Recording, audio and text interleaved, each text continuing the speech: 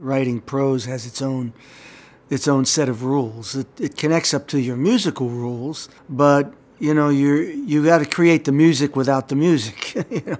You got to find the music in the way that the story moves and the rhythms shift and your voice shifts. You got to create momentum purely on the page.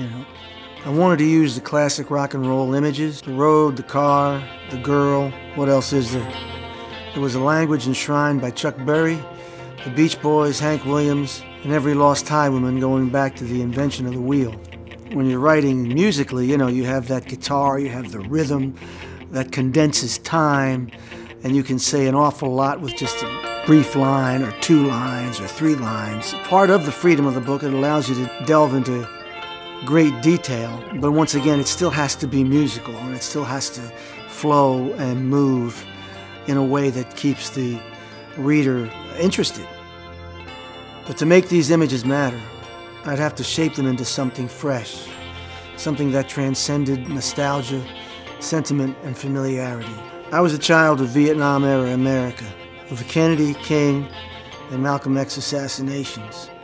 The country no longer felt like the innocent place it was said to be in the Eisenhower 50s.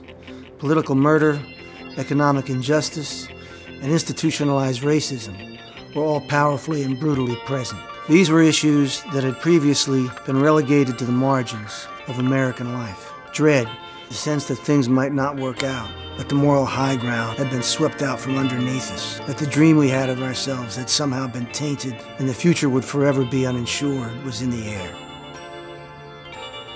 This was the new lay of the land, and if I was going to put my characters out on that highway, I was going to have to put all these things in the car with them.